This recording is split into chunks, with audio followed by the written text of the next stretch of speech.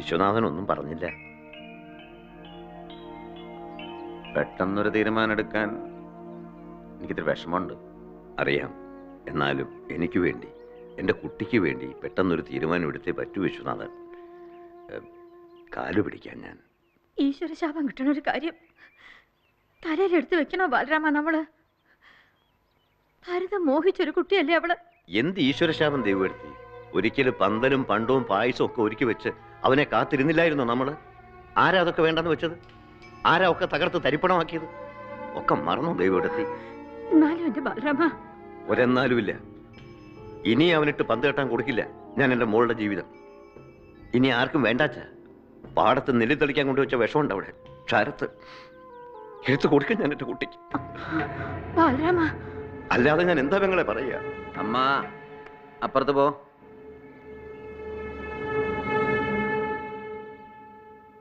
അമ്മോട് അപ്പുറത്ത് പോവാനാ പറഞ്ഞത്.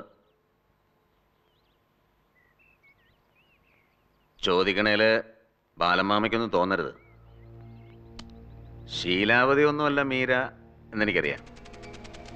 ഒരുപാട് കാലം ഭരതേട്ടം കൊണ്ടു കടന്ന് ക്ലാവ് പിടിച്ച ഒരു കാഴ്ച പണ്ടം. വിശ്വനാഥ, വിഷമിക്കാൻ പറഞ്ഞല്ല, എന്നോടുള്ള വാത്സല്യം കൊണ്ടൊന്നും അല്ലല്ലോ ഇങ്ങനൊരു കാര്യം പറഞ്ഞ് ബാലമാമ വന്നേക്കണത്. ആട്ടെ, ഈ കച്ചവടത്തിൽ എനിക്കെന്താ ലാഭം? ചെയ്യാൻ പോണ ഈ മഹാത്യാഗത്തിന് എനിക്കെന്താ കൂലി? കൂലിയില്ലാത്ത പണ്ടം പേറാൻ വിശ്വനാഥനെ കിട്ടില്ല ബാലമാമ. ഞാനായിട്ട് അധ്വാനിച്ചുണ്ടാക്കി ഒരുപാട് സ്വത്തും മുതലും ഉണ്ട് ക്ഷാരത്ത്. ഒക്കെ മീരയ്ക്കുള്ളത്. അവൾക്കൊരു ജീവിതം കൊടുക്കാൻ തയ്യാറാച്ച നിനക്കും.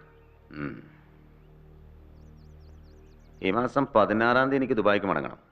അതിനു മുമ്പേ ആഘോഷമൊന്നും വേണ്ട, ഞാനും 2 ചങ്ങായിമാരും കാണും. മടക്കത്തി മണി കൃഷ്ണൻ പറഞ്ഞൊരു താലിയും കേട്ടാ എന്താ?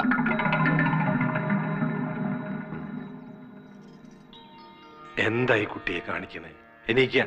എനിക്ക് ഇതിപ്പോ കഷായം കഴിച്ചതുകൊണ്ടോ ധാര കോരിയത് കൊണ്ടോ മാറണൊരു ദണ്ണല്ല. പഴക്കം ചെല്ലതിന് തക്കവണ്ണം സൂക്കേടിന് ശക്തി കൂടും. ഇപ്പൊ ശാന്തായിട്ട് നിൽക്കണം നോക്കിയിട്ട് കാര്യമില്ല. സ്നേഹം കൊടുക്കണം, ഇയാൾക്ക് കാരുണ്യം കൊടുക്കണം. ഒരു കള്ളനെ പോലെ എപ്പോഴും പുറകെ പതുങ്ങി നടന്ന് എപ്പോഴായി മനസ്സ് പാളിപ്പോകാൻ തുടങ്ങുന്നത് എന്ന് കണ്ടുപിടിച്ച് ആത്മബലം കൊണ്ട് നിയന്ത്രിക്കണം ഇയാളെ. കുട്ടിക്ക് കഴിയുമോ അതിന്? കഴിയും. കണ്ണിലെ കൃഷ്ണമണി പോലെ എന്റെ ഏട്ടന്റെ കൂടെ എപ്പോഴും ഉണ്ടാവും ഞാൻ. 1001 ജപിച്ച നെയ്യ 21 ദിവസം വെറും വയറ്റിൽ ഇതങ്ങോട്ട് കഴിക്കുക. എന്നിട്ടാവാം മറ്റു പ്രതിവിധികള്. ഇതാ അന്ന് ഈ കുട്ടിയായിട്ടുള്ള കല്യാണല്ലേ മുടങ്ങിപ്പോയത്? അതെ. പാടില്ല ശാരടി, ഈ വിവാഹം നടക്കണം. പ്രകൃതിക്ക് പുരുഷൻ, പുരുഷന് പ്രകൃതി. അതാ പൊരുത്തം, അതാ നിയമം. എന്തിനു മടിക്കണം എന്റെ വേദാന്ത പൊരുളെ? ഈശ്വരന്മാരോടൊപ്പം ഈ നമ്പീശനുണ്ട് കൂടെ. സൂക്കടൊക്കെ പുഷ്പം പോലെ മാറ്റിത്തരുന്നുണ്ട് ഞാൻ. ധൈര്യമായിട്ടിരിക്കൂ.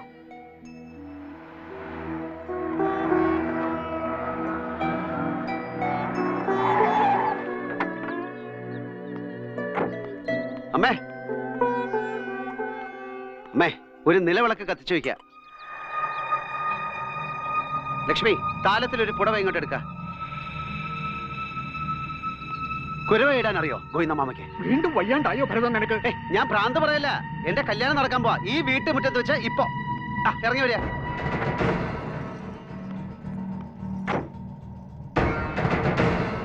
കീഴ്പള്ളി നാരായണ നമ്പീശൻ വാക്ക് തന്നു, സൂക്കേടൊക്കെ ഭേദമാക്കി തരാന്ന്. മീരെ താലി കെട്ടിക്കൊള്ളാൻ അനുവാദം തന്നു. പറഞ്ഞ വഴിക്ക് കൃഷ്ണന്റെ അമ്പലത്തിൽ വെച്ച് ഞാൻ ഇവളുടെ കഴുത്തിൽ മിന്നു കെട്ടി.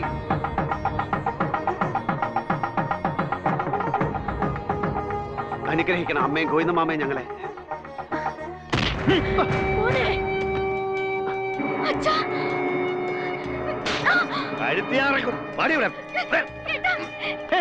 തൊട്ടുപോരുത് എന്റെ കുട്ടിയെ, കൊല്ലും ഞാൻ ഇയാളെ.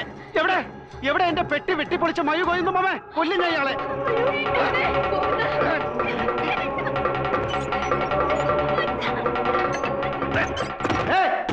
ആരാണ്? അമ്മേ, ഗോവിന്ദമാമേ, തുറക്ക, കഥ തുറക്ക, കഥ തുറക്ക. അമ്മേ, കഥക തുറക്ക. ഏട്ടന് ഇടപെടണ്ട. കൊണ്ടുപോകരുത് അവളെ.